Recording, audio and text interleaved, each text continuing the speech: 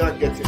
But you see how much kidnappers are picking for victims. My thing is, problems with the, I think all the stakeholders will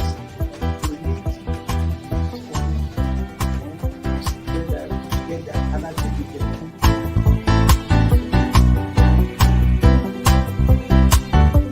The 3% for the oil producing community is too low. So the support that is needed, and once you get the support, your airline people will blossom. This is Nigeria.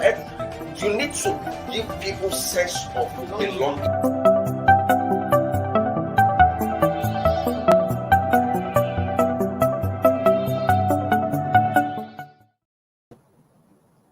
Good morning, Nigerians. Welcome to Tuesday edition of Inside Nigeria here at the Leadership Television. My name is Bode Badibo. It's a new day. It's a bright day this Tuesday morning, December 21, 2021, just 4 days away from 2021 Christmas celebration.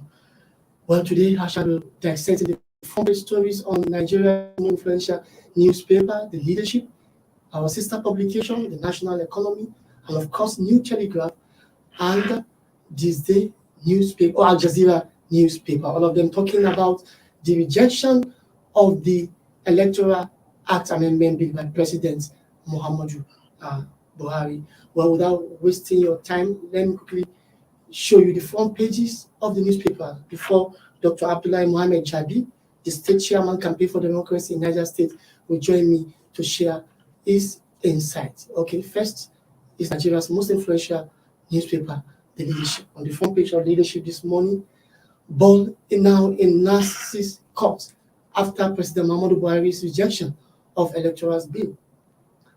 Ball now in Nass's court after President Muhammadu Buhari's rejection of Electoral Bill. President seek amendment to direct primary clause. Civil society organization urge lawmakers to let will of the people prevail.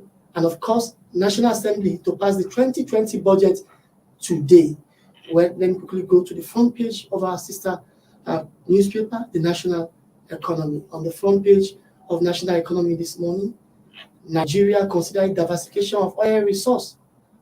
Nigeria considered diversification of oil source from Niger Delta basins.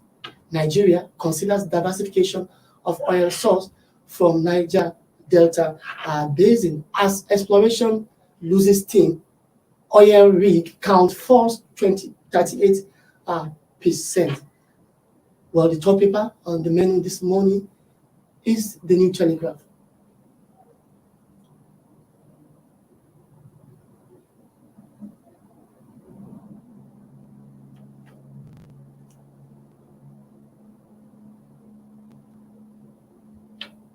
On the front page of New Telegraph this morning,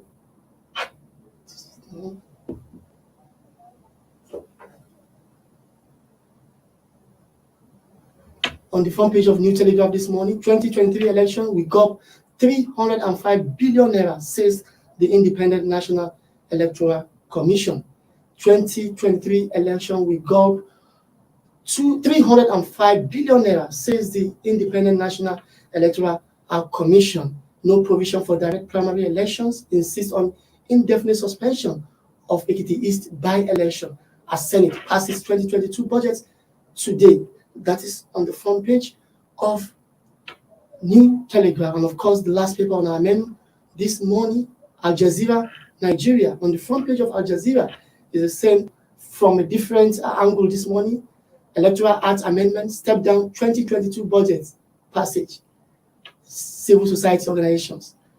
Electoral Act Amendment, step down 2022 budget passage, according to civil societies organization. High cost of direct primaries, others informed withholding of ASSENT, says President Buhari.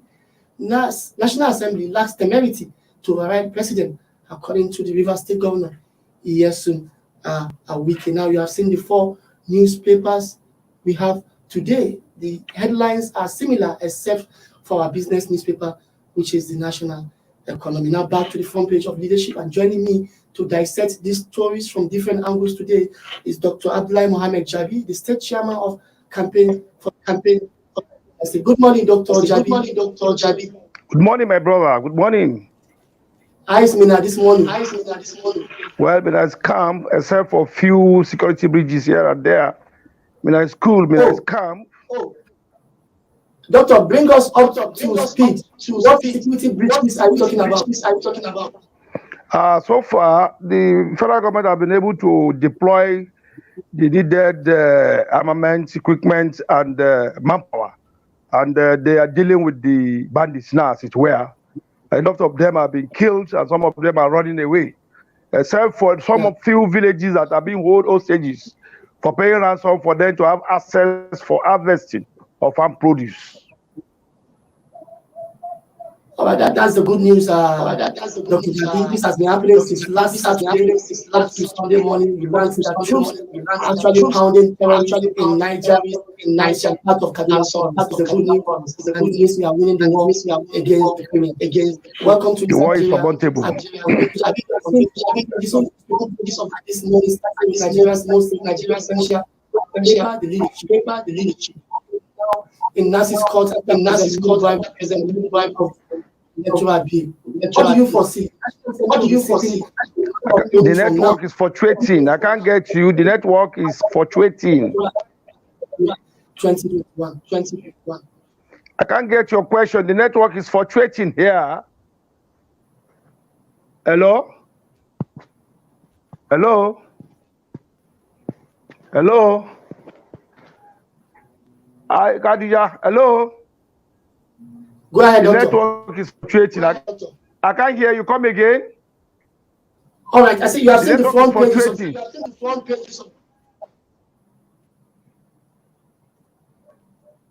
Dr. Jabi, can you hear me?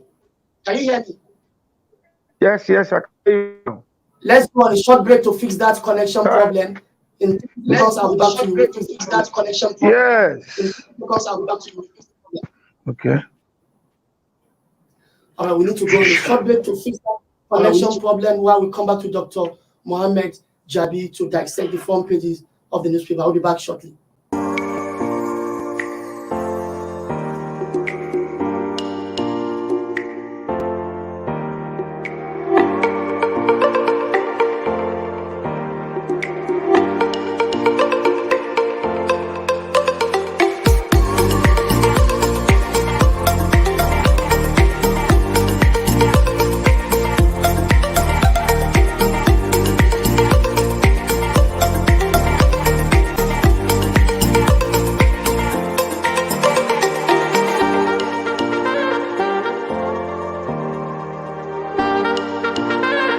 For sponsorship and advert placements, please contact 080-3688-6158. Last Word Leadership Podcast Studio. You have the last word.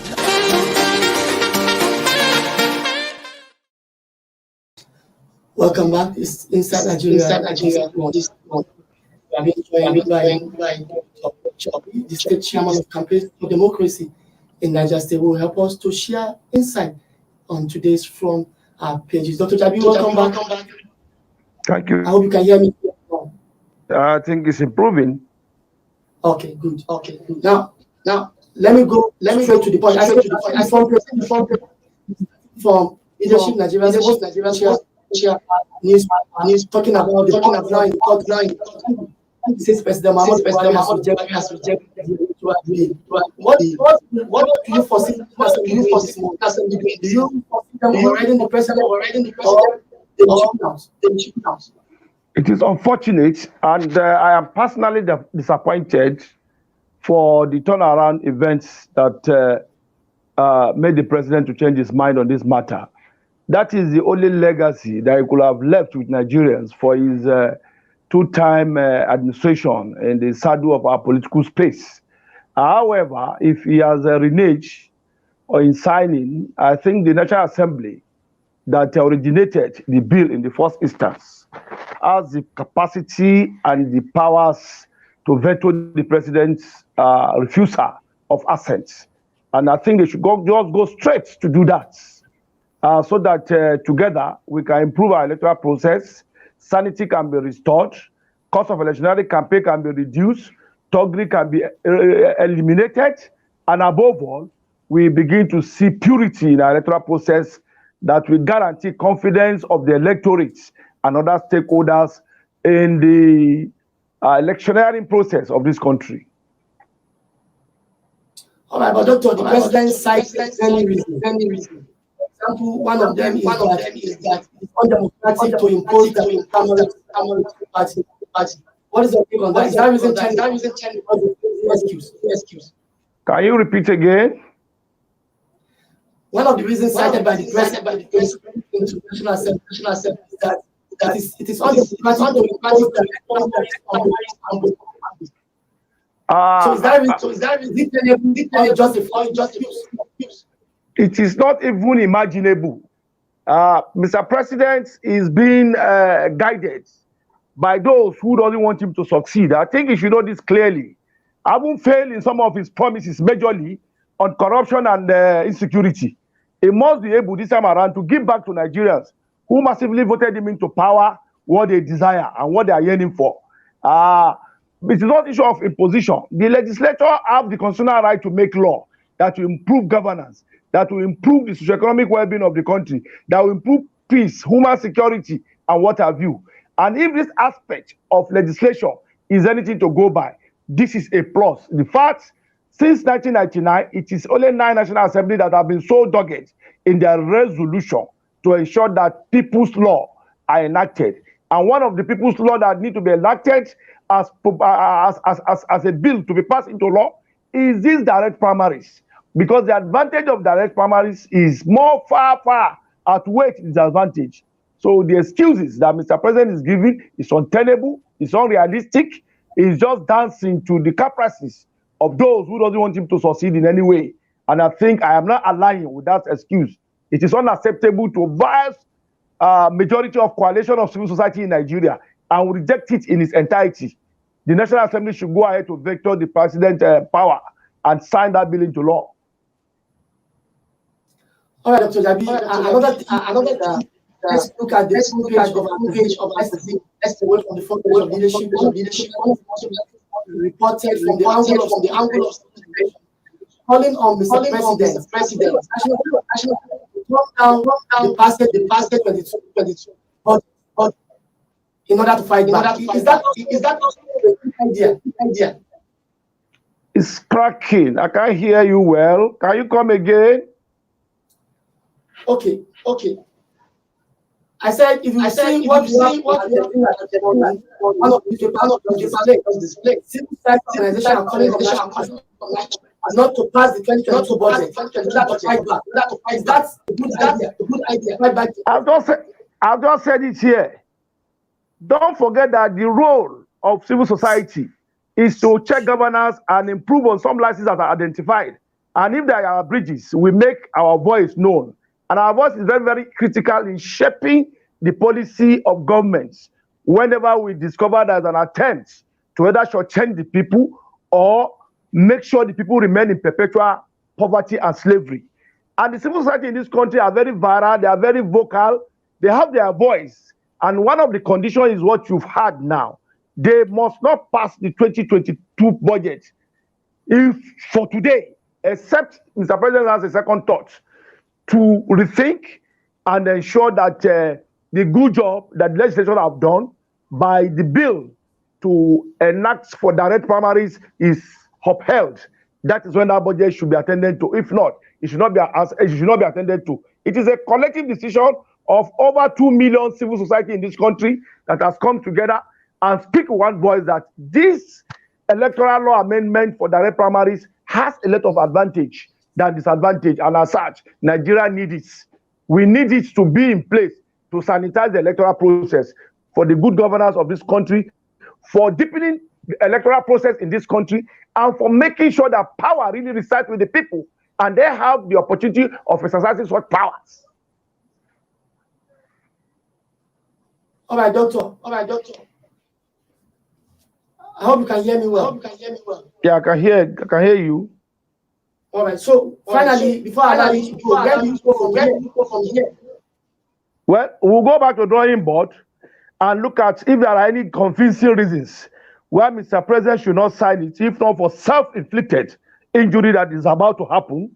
to satisfy the yearning of some few stakeholders in the political arena. But if genuinely those reasons are not convincing enough, the National Assembly should veto it. And that's the end of the game. Nigeria is bigger than the decision of an individual. He was elected by the masses vote of Nigerians. And at this critical time in our electoral history, he cannot decide it again. They've helped him to come out of all the bulala we are facing to ensure that this gift is going to give to Nigerians is the only legacy he's giving back.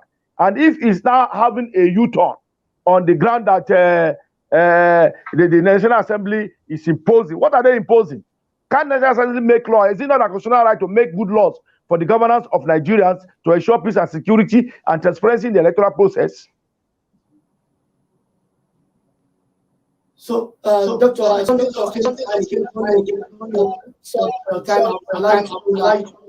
if President from the face value or not. Several times, whenever we have our test, assuring that we need a legacy of electoral. Here is the president have declined assent amendment. In 2020, that was too close. 2019 election. Within 30 days, for him to come on the last day problems with the It is difficult to trust this president as issues are now, because in the 4-point agenda of his administration, only one relatively was able to have the light of the day, which is diversification of the economy through agricultural value chains. That is what has been visible. The issue on corruption, recovery, and assets. What are they doing with it? Why borrowing large sum of money from China? This is neo-colonialism, and we should not be enslaved and the generation unborn as a result of policies that are anti-people, policies that are anti-safety, policies that are anti-peace. We should not allow it to exist.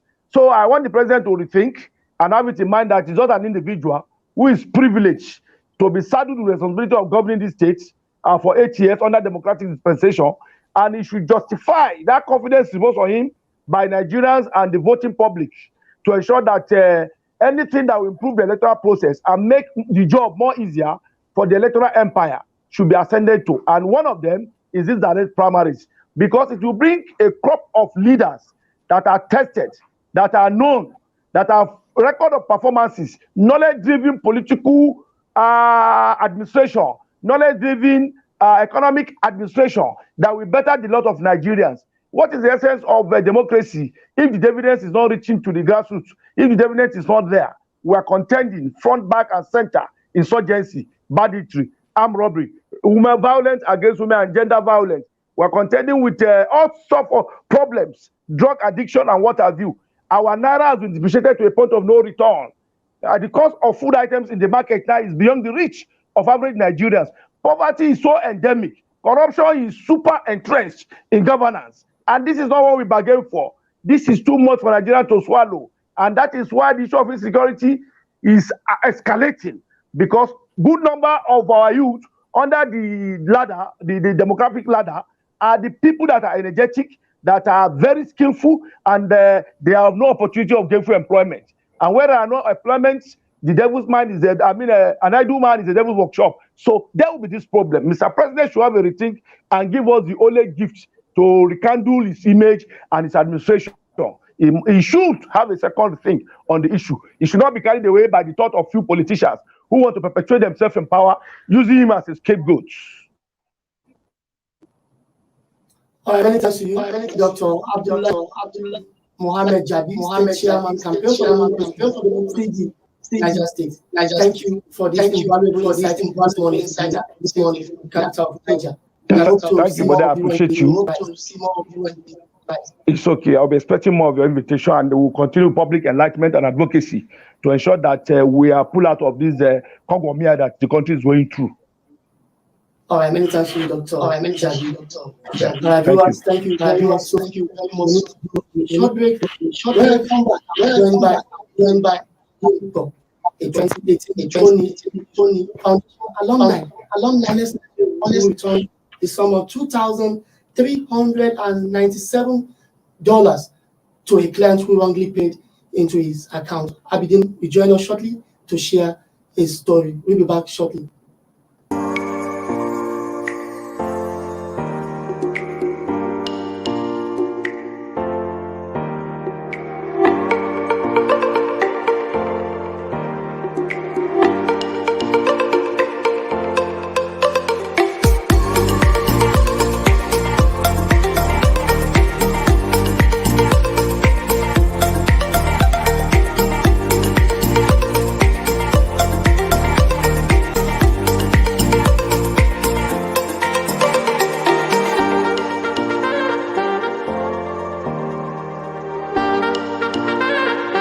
For sponsorship and advert placements, please contact 080-3688-6158. Last Word Leadership Podcast Studio. You have the last word.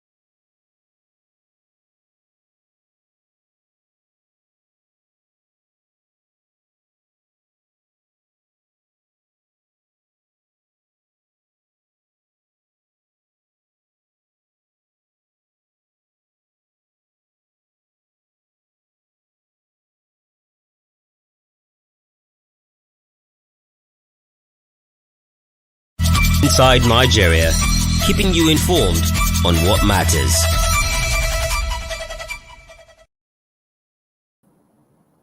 Welcome back. Still Inside Nigeria for this Tuesday morning, December 21, 2021. Of course, as I said earlier, we have been joined by Abidin Olashuto. Abidin Olashuto is an international development consultant and Syria entrepreneur. Good morning, Mr. Abidin. It's my pleasure to be on the show Inside Nigeria. It's my pleasure to have you too. Thank you very much. I don't know, where are you speaking from this morning?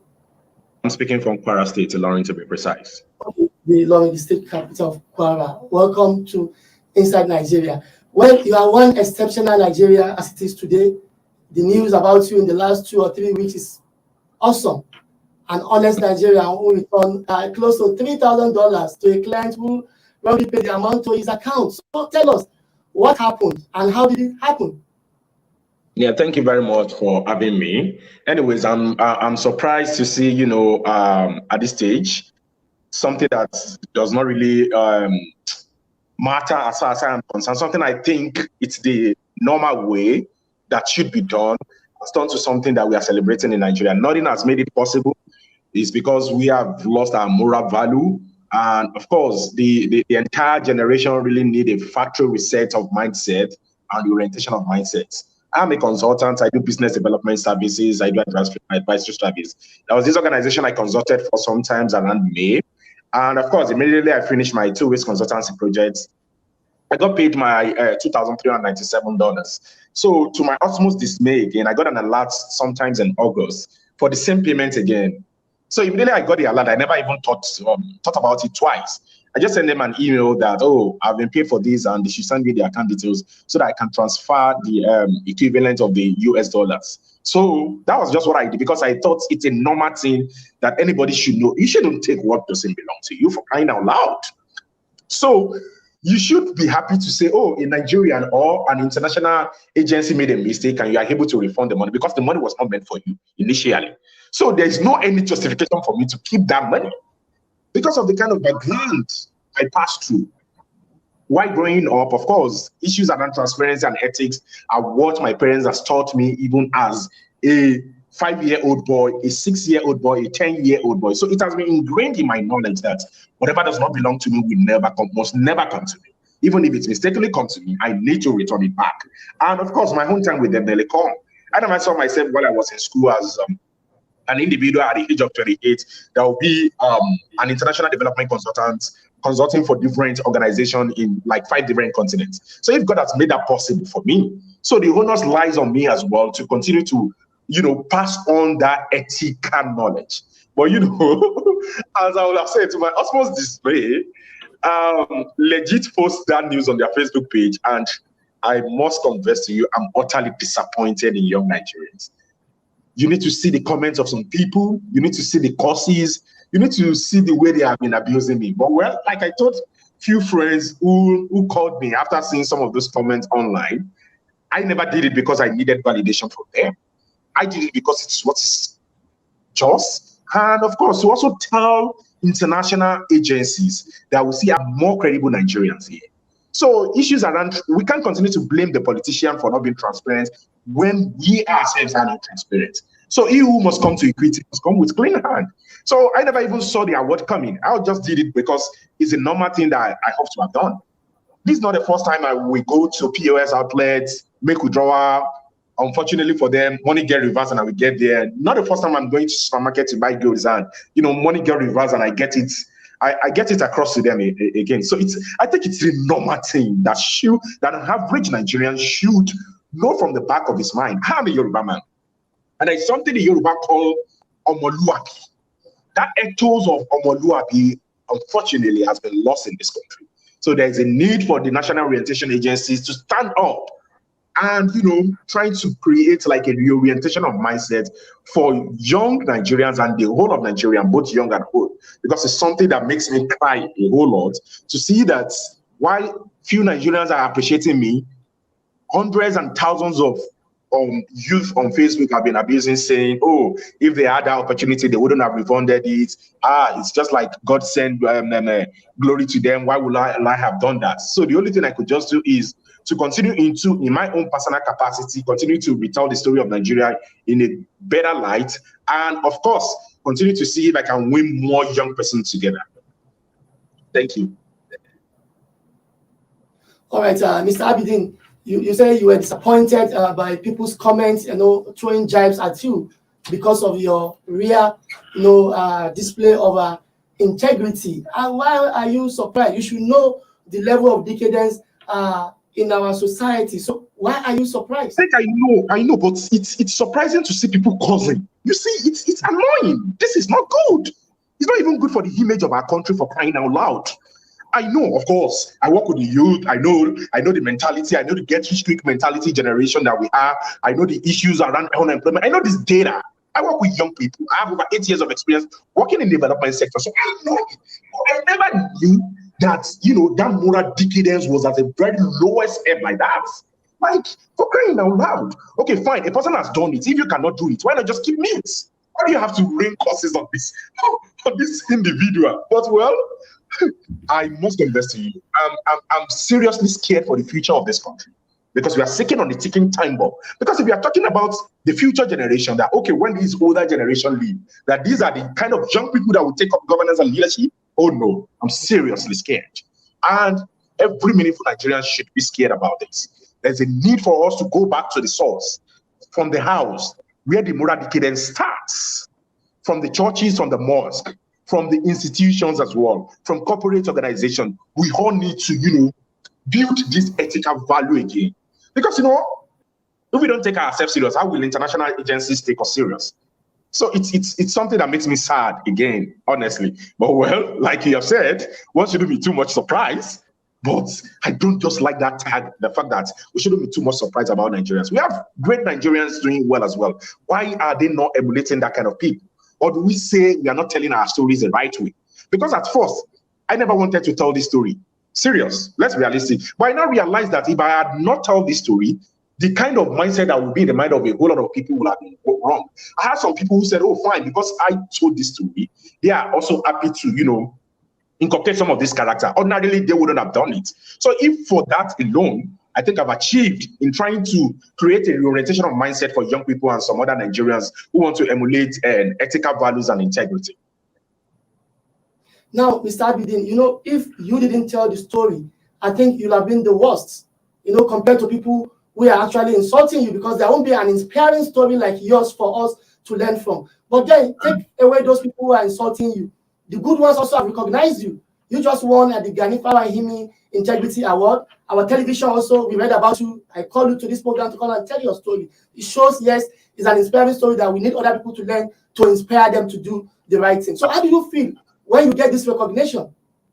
Wow, because I've always read about Gani Himi when I was in primary or secondary school. So, you know, what we have always known about him was, oh, he's an activist, he fought for human rights, he fought nepotism, he fought corruption. So I never even, at this stage of my life, saw it coming that I would have, you know, clinch an award, you know, to immortalize that great Nigerian that a whole lot of people have been celebrating. So I feel really excited, I feel inspired, I feel encouraged, I feel motivated to even do more, to have been recognized by such body for the gesture that I did without even expecting the recognition. So it was a dream come true for me. So I've been recognized that way. And of course, I know, of course, it will go a long way in inspiring me. And, you know, it will always be at the back of my mind that the whole world are watching. So I need to continue to do good. And Mr. Femi Falana SAN said something while he was presenting the award to me that day, that they need more Nigerians like me. So, of course, I'm not resting on my horse. The onus now lies on me to continue to see how I can bring more Nigerians together. A Nigeria where integrity is seen as something that is right, something that is good, and not something that much bogus or special. In Nigeria where, you know, an average Nigerian knows what is not meant for you is not meant for you, and what is mistakenly gotten to you should be returned. I will diverge a little bit. That is what leads to issues around nepotism as regards job racketeering in some MDAs or some parastatals in Nigeria, where people now buy jobs that are not meant for them. You know, we now glorify what should not be glorified even in Nigeria. If a member of the parliament, maybe a senator or House of Representatives, give job to his constituents in an undue way, because a parliamentarian, she's not supposed to give job. They are supposed to make the job application open, let people apply, and those who get the job gets it. So when the parliamentarian now brings job to his constituents and say, I've given NSCDC to 12 people, CBN to 1 people, FRSC to 3 people, Nigerians still celebrate some of these things. So anytime I read news like this, you know, instead of me to cry, I just laugh it off and say, well, hopefully one day we will definitely get it right. Because, you know, corruption starts from that place as well. But, well, I may not totally blame the politician as well, because that's the dividend of good governance that their constituents are asking from them. Some people have, you know, the high expectation on lawmakers are not just for legislation or lawmaking. And, you know, that was why I have to give kudos to the last speaker who spoke before me as regards issues around electoral law. Hopefully, Nigeria will activate the highest office in the land, like I've always said, which is the office of the citizen. Mobilize the mass to the National Assembly. Make sure that the National Assembly veto it. Because, you know, absolutely, every Nigerian, not even young, knows that, you know, the electoral law is the only thing that can really change the trend of things and ensure electoral integrity and give that power to the citizens who really have the power. So as far as I'm concerned, like your question once again, I feel elated, I feel inspired, and I especially thank the committee as well. From nomination of about 800 plus, I got to the last 21. From the last 21, I got to the last 3. And from the last 3, for me, clinching the award is something super exciting for me, because, you know, my category, I got nominated with judges, with senior advocates of Nigeria, with, you know, people who are older enough to be my dad. So if Nigerians have now trusted me that, oh, fine, for doing this gesture, we voted you in to be the Integrity Man of the Year, I think it's something that I think we go a long way in inspiring other younger generations to continue to do their best. All right, Mr. Abidin, I remember when you started talking, you told us how you imbibed the virtue of integrity from probably age 5 when you were with your parents. And let me also read out something about Tony Elumelu Foundation that they wrote about you, that you're an alumni, 2018 alumni. And they said, well, Abidin owes this act of integrity to the impactful training he received at the 2018 Tony Elumelu Foundation Entrepreneurship Program. You can see they're also proud of you. So tell us, what did you learn at the Tony Elumelu Entrepreneurship Program? Thank you very much. You see, that 12-week program, I call it MBA. Like, it's like an advanced MBA. You cannot afford to go to London Business School or Lagos Business School for MBA. So if you're fortunate to be selected as a beneficiary of Tony Elumelu Foundation, the training is well packed for like 12 weeks. So the training trains you from different business ethics to business model development, to business plan, to investment pitch. But at the core of this training at every time, they emphasize the need for ethics and integrity in doing businesses. So, as far as I'm concerned, sincerely, if they are claiming the glory, they totally own the glory as well. Because of, aside the fact that my parents have built me, aside the fact that I have built myself as well, I learned more and I got more convinced of the need to always uphold integrity. You know, a whole lot of businessmen do not uphold integrity. And of course, myself as an example as well, I've had opportunity to lose contracts because I couldn't present a blank receipt. I was supposed to get a consultancy gig. That was about 3 years ago. So the organization is asking me to present a blank receipt. Okay, fine. A blank receipt to do what? If you are paying me ₦1 million, let me write ₦1 million receipt for you and let me know that. So I later got to know, of course, that's standard. Some businessmen have always been doing for them. So when they tried it with me, but of course, I never later got a contract. Contracts from government MDAs as well, because, you know, I can pay kickback because I've got companies that I always used to bid. Unfortunately, I got discouraged that I'm not been bidding again. So instead of me to, you know, engage in corruption or engage in an ethical way, I rather die of anger than do that, because I have a name to protect. I have the name of the family to protect, and I have those who have, you know, trained me to make them proud, to let them know that the investment they have given into me is not a waste. So, of course, I sincerely appreciate the Tony Elumelu Foundation for giving me that training, and as well for giving me $5,000 grants, not alone. The $5,000 grants has, you know, made me to expand my business from the business of just one staff to today now. We now have more than 14 staff on our payroll and more than 35 part-time staff with impact up to 1,000. So I think they really deserve to take the accolades as well. All right, Abide, we are going to the end of the interview gradually.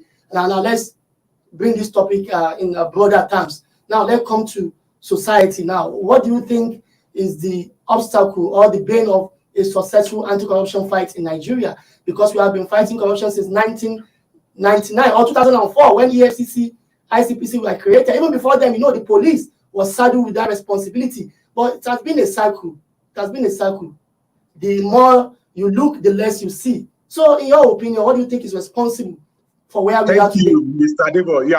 You have successfully put me on the spot like a journalist. You see, let's be realistic. It's extremely difficult to fight corruption in Nigeria. Let's be realistic. Why did you say so? Because, you know, almost all the strata of the society has one way or the other been ingrained with corruption. I'll give you analysis. Parents now pay for examination malpractices for their students. Mosques and churches now glorify Yahoo boys or those politicians who make money the wrong way just because they want to pay percentage, maybe 10%, or they want to pay sadaka. Organization, even non-profit organization, now give awards to those who can give them money. Of course, let me put this on the surface. I never paid a dime to get the Ghana Integrity Award. And of course, the transparency in terms of the board who sat as far as this award is concerned. I just mentioned Mr. Femi Fala and SAN. We had about 2 or 3 SAN and great Nigerians who sat at the board of the Integrity Award. In fact, they even had to sponsor me from Kwara State to Lagos to get the award, fully expense paid trip. So, and you know, the society has been celebrating competence in lieu of mediocrity. Like the society now glorifies theft, the society now glorifies corruption. So, to fight corruption in that kind of society, we have to include a holistic approach. It has to be deliberate by all the critical stakeholders. We are all to be blamed. The youth, the aged, the mosque, the church, the government, even the journalists. I've had cases of journalists, you know, coming to cover your events and asking for, you know, tips to feature your stories. So it's every society, every, like, the cankerworm of corruption has eaten deep into the fabrics of different aspects of the society. But can we get it solved? Can there be a solution? Definitely, absolutely. The solution, the change begins with me, it begins with you. Don't pay bribe when you are, like, for example, if you are driving and you get to a security checkpoint, insist that they check all your paper and you don't pay that 100 naira today. When you get to a place where you want to, you know, queue for something, don't pay that security 100 naira so that he's going to prioritize your queue. When you get to the fuel station, don't jump the queue. When you get to the bank, don't jump the queue as well. Don't encourage politicians to give you job. Encourage them to make the process transparent and let people who are qualified apply. And of course, Let people get selected. And I won't lie to you, some of these things is what is affecting Nigerians like us. Sometimes when we have opportunity to appear at the embassy, US, UK, Canada, Germany embassy, the kind of questions they ask us as Nigeria, the kind of way they even search us when we get to their country is something that makes us sad at times when we travel out of the country. So if we do not correct this sincerely, there might be that time that, they won't even respect us as a country again. So it lies in all of us. We need to play our part in our own little responsibility, but the government needs to do a whole lot because, the bulk of some of these challenges still fall back on their team. So formulating policy is not just alone. Creating anti-corruption agency is not just alone as well. So there's a need for the government to really, enough for the fact that, the media might ask to, make this popular again, and I don't want to be in the news for this. Even the anti-corruption agency, the media, I'm challenging you as a media person to do your background check on some of these anti-corruption agencies and see if they are not corrupt. I'm not saying they are corrupt. I'm giving you a bit. Just do your background check. Disguise like an investigative journalist. Then you come back to me with that report. So, every aspect, name the aspects in Nigeria that has not been corrupted, has not been messed up. So there's a need for us to declare an emergency in that sector, formulate policy that is all-inclusive, that leaves no one behind, and as well, let us always maintain that ethos at different points in time, even as Nigerians as well. Because if from we the followers are where we have the leaders cannot just get to the top if the followers have not voted for them. And the leaders today have once been the followers. So if when he was a follower, he has maintained his integrity ethos, excuse me. And when he gets up there, he was able to see people of like mind as well to support him as well. So I think this will not be the same. All right. I like your passion, the way you spoke about how to get things right. Well, finally, let me ask you the last question. In your personal capacity, what are you doing to actually inculcate the virtue of honesty, hard work, integrity in the young ones? In your personal capacity? Thank you very much. I have a non-profit, Brain Builders Development Initiative. I started a non-profit as an undergraduate. Brain Builders Development Initiative, you can Google it. So I have an opportunity to reach out to nothing less than 500,000 young Nigerians. And I mean it, of course. The evidences are there, the pictures are there, all online. So in my own personal capacity as a young Nigerian, I don't expect government to do everything. It's my responsibility to complement the efforts of the government in, fighting this corruption, empowering young Nigerians, trying to create the orientation of mindsets. I've had talks in different tertiary institutions, about opportunity to be invited to different geopolitical zones in the country, trying to encourage young people, trying to, tell different stories about how Nigerians should be. So I have been trying my own best. Can I do more? Yes, of course. Can I get more like-minded people to join me? Yes, of course. And that's something I'm committed to as we get into 2022 again. Many thanks to you, Abidin Olashukwu, international development consultant and Syria entrepreneur, and as well, Tony Elumelu Foundation Alumni 2018. I thank you very much for finding time to join us this morning. And I also hope to see more of you. And I think this is a very good project. This is a very good program. I sincerely appreciate you and the newspaper. This is novel, especially leveraging on digital to get opinion about issues in Nigeria. And I want to say kudos to leadership and you, the anchor, as well, and other management team. Well done. Thank you very much, my brother. I hope to see more of you. All right, thank you. Has been speaking with us from Ilorin, the Kwara State capital. Abidin Olashukwu is an exceptional Nigerian who returned the sum of $2,397 wrongly paid to him by a client. He has been celebrated and as well booed by some person who find the strange act of integrity very strange. But somebody like Abidin is one we need to actually make the society right. He has an inspiring story. He has told his story. He will continue to tell the story to inspire others to be like him and make Nigeria great again. That is all for today on Inside Nigeria. My name is Body Badebo. Making this with us tomorrow for another edition of Inside Nigeria. From here, it's bye for now. Thank you for watching. For sponsorship and advert placements, please contact 080-3688-6158. Last Word Leadership Podcast Studio. You have the last word.